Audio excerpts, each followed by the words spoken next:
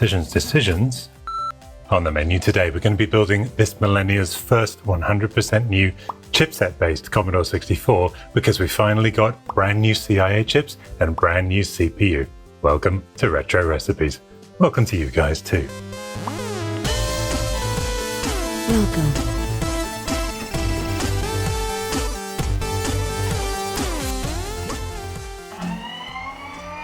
Hello chip zippers, welcome to Retro Recipes. Now in a previous video recently we built a brand new chipset-based Commodore 64 but without brand new CIA chips or a brand new CPU because those hadn't been invented yet. We also built a second Commodore 64 that was 100% brand new because it's based around the Ultimate 64, which doesn't need CIA chips because it uses an FPGA. But tastes differ, and some of you prefer the chipset-based approach. This, after all, is more like a real Commodore 64, and if I pop the keyboard out of the way, you can see it follows pretty much an identical design to that original machine.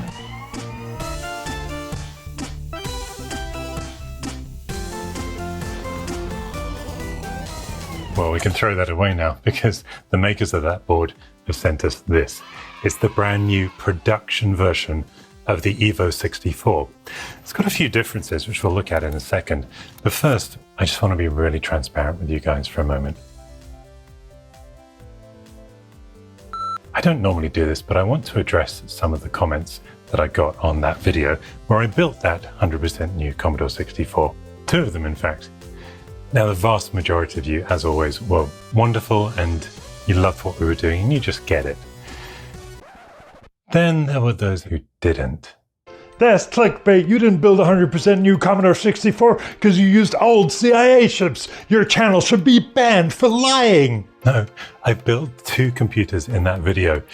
One of them was this one, which was lacking new CIA chips, which I said myself about 6 times in the video, and then fixed it by building this, which was a 100% new Commodore 64, surrounded by a 100% new case containing a 100% new Ultimate 64, with 100% new keyboard base containing these. These were the whole point of the video. We finally got 100% new keycaps from Jim Drew's Indiegogo campaign. That was the whole point of the... Why are you on YouTube if you can't watch a whole YouTube video before commenting on a YouTube video? Did you walk out before the end of The Sixth Sense as well? Your voice is really annoying, and it sounds like he's whispering, I can't watch. It makes me want to punch myself in the crotch. What's that, Disney? Although you put my voice in 3 of the top 6 movies of all time and the current #1 kids TV show, you have to fire me because Herbert on Facebook is having feelings in places he doesn't want to. That's fair. What's with the dogs and stupid sound effects and speech bubbles? Who'd watch this crap?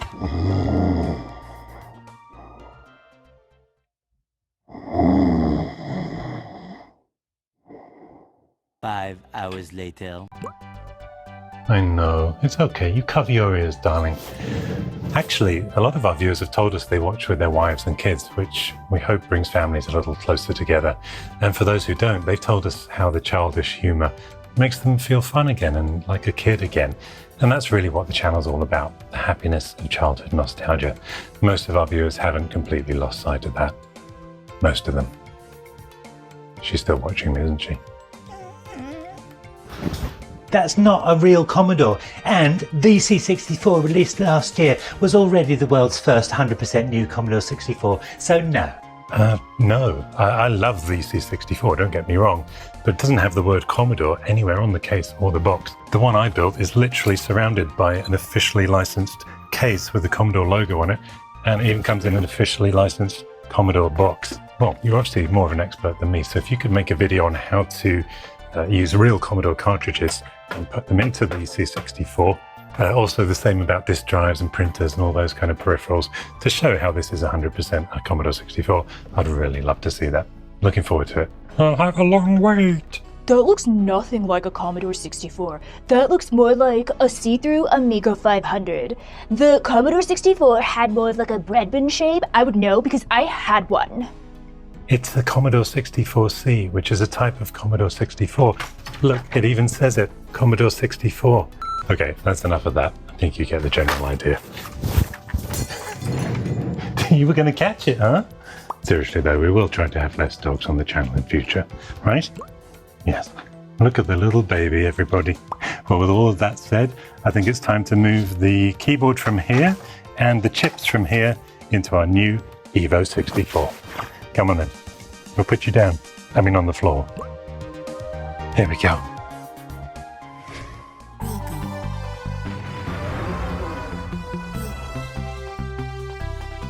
So let's start to assemble all our parts needed for this new build. The first and most important is, I think, these. These are the brand new CIA chips. And in case you hadn't realized what this is all about, the problem up until now is CIA chips are pretty much the only thing that have not been reproduced or replicated in a modern way. So we still, up until literally today, have to rely on old CIA chips, like the ones you can see in this, for replacement parts. And they're getting more and more rare. Literally every day, I'm sure probably one blows or goes faulty. Faulty? What's wrong with him? A very clever person by the name of Yanni has been designing brand new CIA chips. He says they're also largely compatible with the CIA chips in the Amiga, which shares the same chips as the Commodore uses. But he will be releasing versions with a special Amiga mode for full compatibility later. So testing those today is outside the scope of this video. Not just those, but also a brand new CPU. Now the CPU was a bit of a grey area. Reason for that is you could get things like this, which I actually ordered in that last video. As you can see, that is a 6502, whereas the Commodore's processor is a 6510. This little Ujima Flip PCB here allows you to use the 6502 in place of the 6510. The reason that's important is 6510s are very hard to come by, whereas 6502s, although old stock, they are what's called new old stock, and there are probably millions of them still available. So that isn't such a pressing issue. But to create 100% new Commodore 64, truly new, not just new old stock, you need this, the new CPU. And that's what Yanni's created as well. But before we can use it, we have a job to do. Even since he sent me 2 versions of the JCPU chip, Yanni has identified an issue with the PHI-2 timing. That's the second phase clock signal used to synchronize internal and external operations, and is critical to the proper functioning of the system. And he says the timing's a bit off, so we're bringing it closer to full compatibility by adding this resistor across these 2 pins. It's probably most likely to cause issues with really demanding demos that use the C64 in ways its creators never imagined. We'll test all that in a moment. And the funny thing is, when I look at this PCB, it does remind me of PCBWay! And they're great quality PCBs, starting at just $5. If you need a PCB like this, or any kind for retro or a modern project, they've got your back. Hopefully not literally. Because as we all know, PCB stands for Produce CPU Boards. Doesn't it? Now, one thing I didn't really explain in my last video was that part of my reason for making it was to bring awareness to these CIA chips. You see, Yanni had actually been working on this in his spare time for quite a while, 2 or 3 years perhaps. That's terrifying. And it possibly would have stayed like that as a project he just kind of kept in his drawer and played with now and then. What I thought was, if I made a video pointing out how these are going to save us and allow us to build 100% new Commodore 64, I had a feeling he might get in touch. And lo and behold, in my email inbox, a couple of days later, was an email from Yanni. Now, for people who did have an issue with my video, for whatever reason, one thing that I think we can say is, without it, we would not be holding these, and he would not be in a position very soon to release them. We're going to test them out here as part of his beta program, and I am very confident you'll see them on the market soon. So well done, Yanni. But we are going to need some things donated from our previous 2 systems to build this one completely new one again. First thing is that brand new keycaps and that new keyboard. So let's get in there.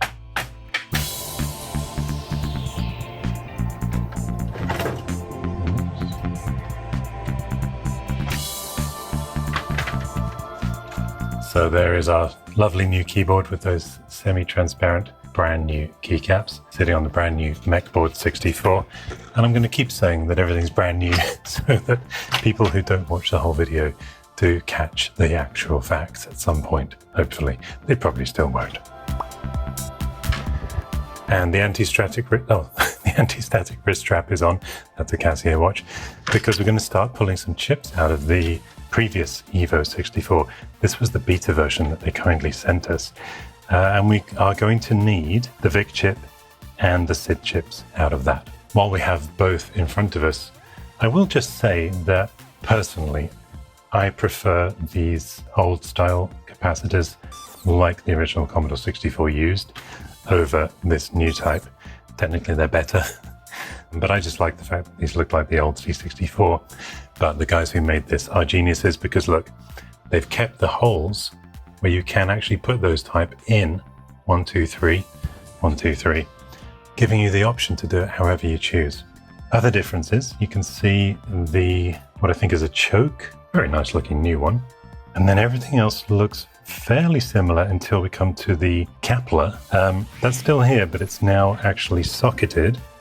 I'm not sure the reason for that. And what were jumpers to choose different ROMs and different fonts, different character ROMs, are now dip switches, which is much easier, especially if you're a complete dip switch like me.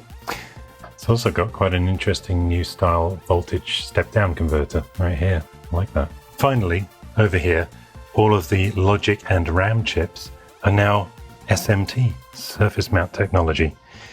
Again, that was a question, at least that some people had, if not a criticism, was surely some of these were old.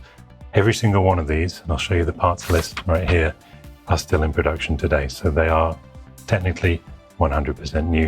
I think the capacitors used in the preamp are better quality, smaller potentiometers. There's a lot of potential. Look at them, they're tiny compared to the previous ones, which are under this white tape for protection, and so on and so forth. Good job, guys, and this looks beautiful. Let's continue harvesting our chips that we need. And I should also thank Randy Rossi, who sent us the brand new Kawari. This is the 100% new VIC-2 chip that we're going to be using from now on as the VIC-2s continue to fail. This is a smaller version of the larger version. I prefer the small one just because it's getting closer to that original VIC-2 size.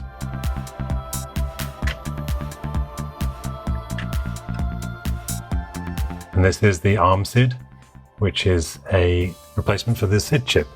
Now, if you want to be really literal, it's not technically possible to 100% replace a SID chip in exactly the same way, because part of the SID chip is that it's an analog chip in some parts. And this, of course, is completely digital. But I have a hard time telling the difference. It's kind of like, is 196 kilohertz audio better than 96 kilohertz? If you put even the most experienced audio engineer in a room and played the same song using both formats, just like with this SID chip, I think even they would have a hard time telling the difference. Of course, freezing CDs does make them sound better though, as we all know. And that means we are done with the beta board.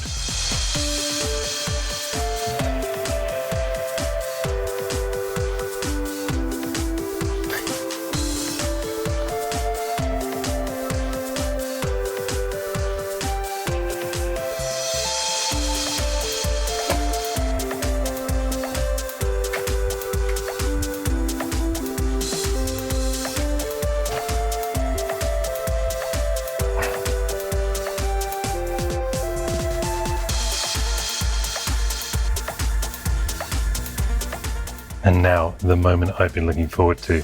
This is literally the missing link. It's the only thing that we hadn't recreated. Now it's here.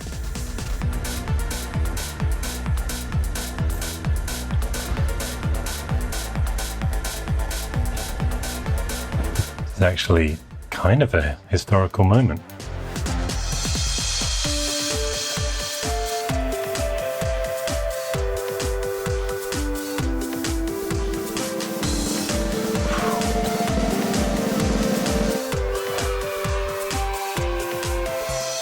And last, but by no means least, the thing that makes it all possible, the CPU.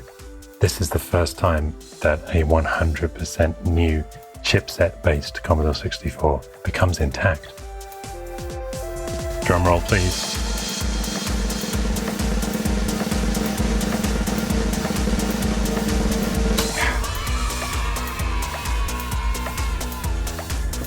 that is it. That is the world's first 100% new chipset-based Commodore 64 this century and this millennia. Wow. Isn't it beautiful? I won't go into everything else here like the kernel because you saw that in the previous video. Of course you did because you watched the whole video.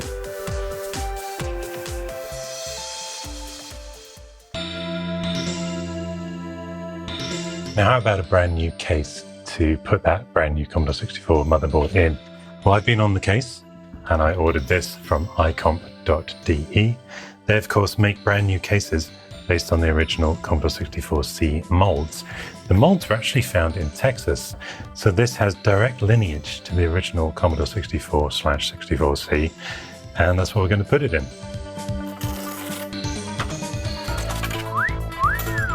Rather sexy, I'm dressing this.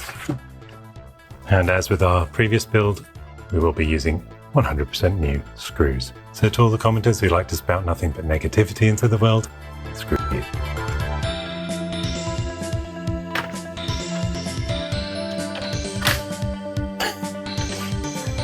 Probably should have done that a bit more gently, but there you go. I'm going to put it out of the way because there is one very special thing we mustn't forget. This is YouTube, which means we've got to look at the new tube. This is the new Tube 64. It's again very kindly sent to us by the creators of the Evo 64 and is their fully integrated amplifier for the dual SID chips based on the Korg new tube. Yep, this Commodore's a Korg. Korgador. Oh, that is a lot bigger than I expected.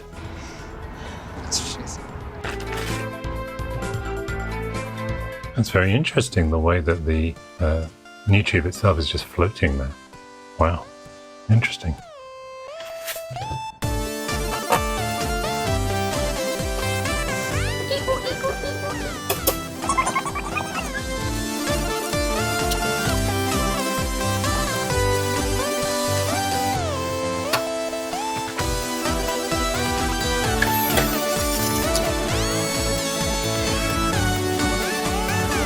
Hang on, I've cut myself. I cut myself on a pin. Does that mean I'll fall asleep for 100 years?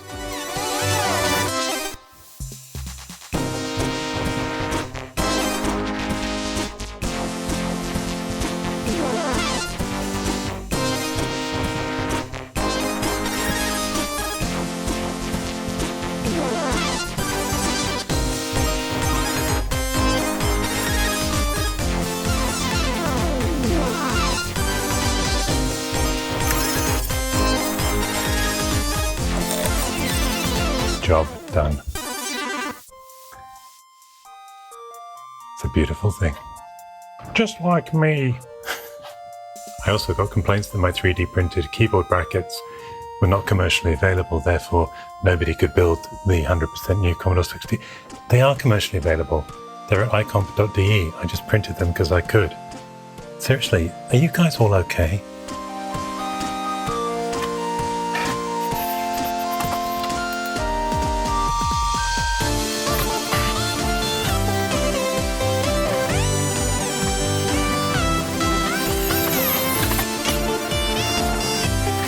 And I've realized the thing I cut myself on was these very sharp solder points that are on this MechBoard 64. So if you're watching this, Mr. Person who built this on eBay, shame on you, very naughty.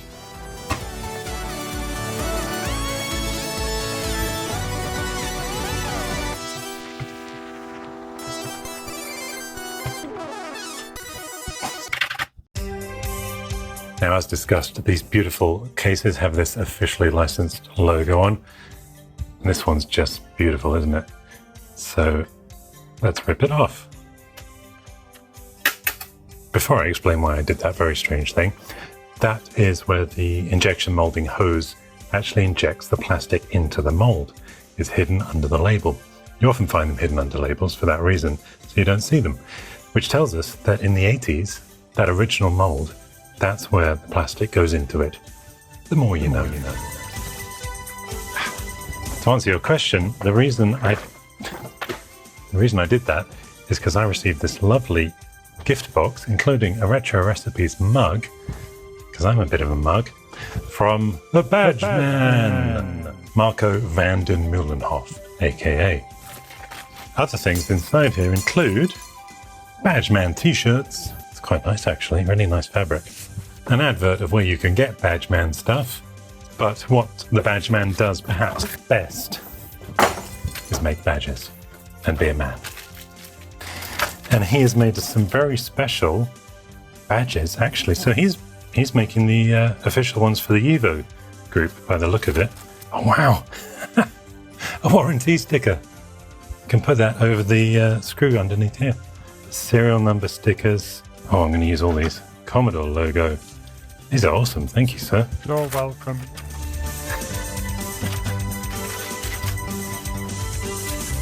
Oh gosh. Decisions.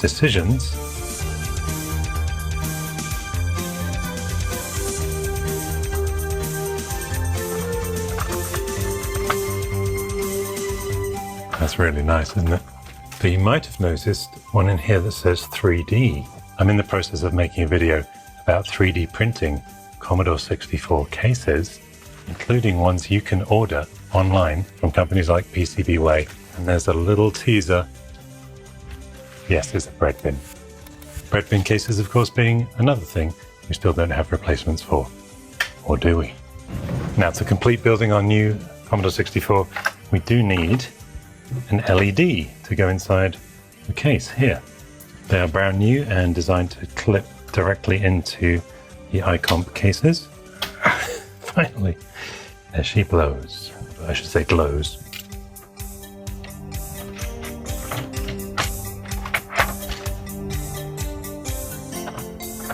Firstly, make sure the LED is in the right way around. Yes, it is. Ooh.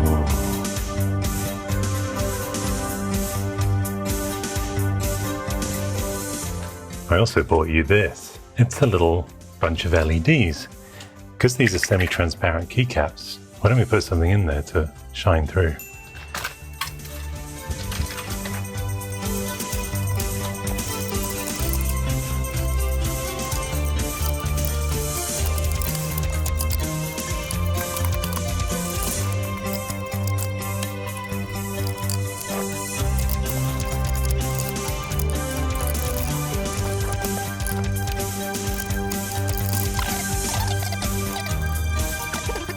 That was very interesting.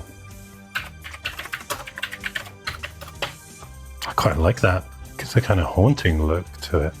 You can see the Korg through there too.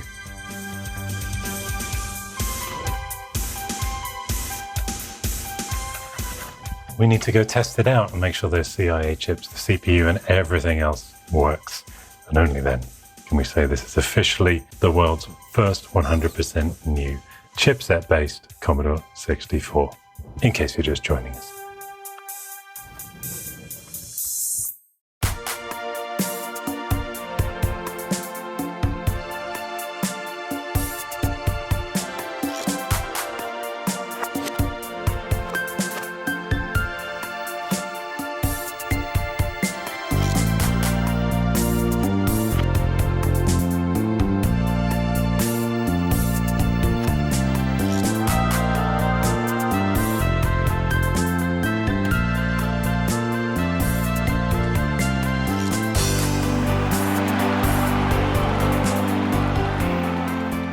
Now, I'll always be honest with you guys. I had my doubts that this was going to work first time, but there it is. We've got a picture. But it does have some jail bars, so before we start testing things, let's fix those.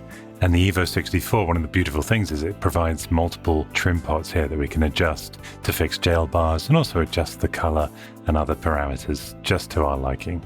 And would you just look at that picture? Fantastic.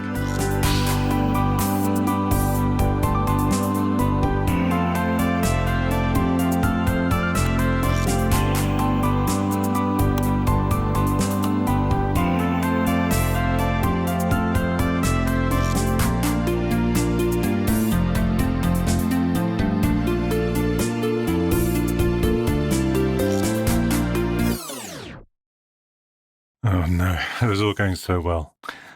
This either means the CIA chips can't cope or the CPU can't cope. Wait, it could actually just be that the machine's in NTSC, not PAL mode, which most demos require.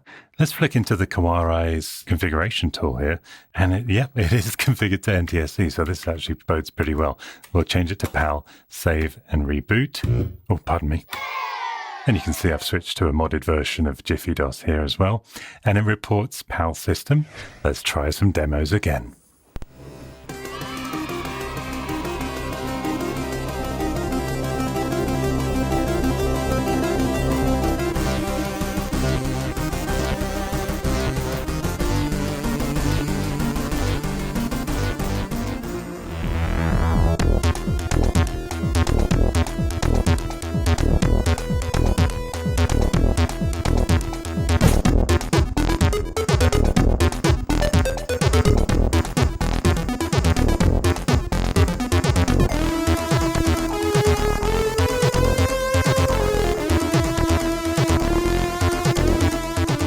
Well, I've got to say, guys, it is handling every demo that I can throw at it, even the most challenging ones that are doing things outside of what the Commodore 64 was ever really even meant to do. But the CPU and the CIA chips are handling it beautifully, not to mention the Evo 64 is as well. But what about just normal games? They've got to work well too, right? Ghostbusters!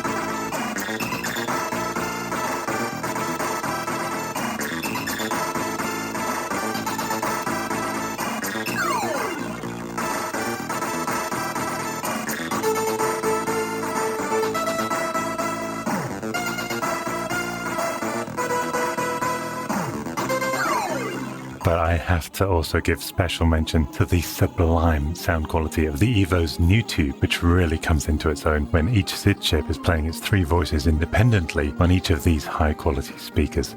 Listen to this.